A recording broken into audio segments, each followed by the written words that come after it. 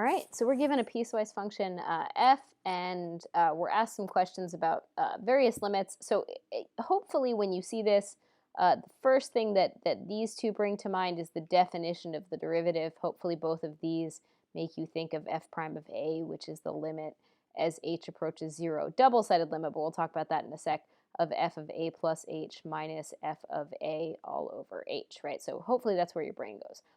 Let's start with the easier one.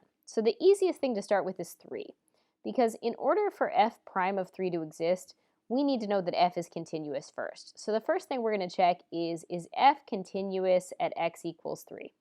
And you could do this with the fancy limit notation where you use the limit as x approaches 3 from the left and the limit as x approaches 3 from the right.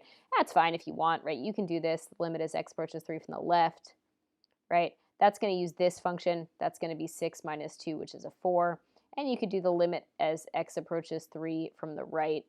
Because it's multiple choice, you don't really have to worry so much about notation as much as just getting the concepts. But the first thing to notice here is that 4 is not equal to 2. So f has a jump discontinuity.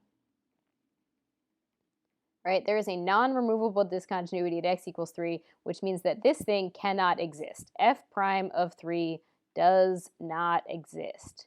So it's not answer 3, or answer D, because that involves 3.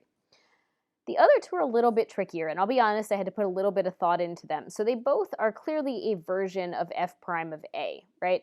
The difference here is that this is an included endpoint, so you can find the derivative right up until the endpoint, right? But this one, which would be the values left of 3, is not an included endpoint.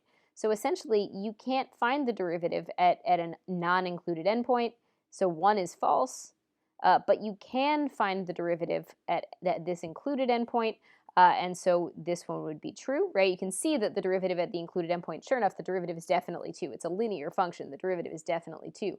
The issue with this one being false is that the endpoint was not included, so it turns out to be b, which is 2 only. And that's a pretty tricky question. I definitely had to stop and carefully look at both of those single-sided limits for a sec.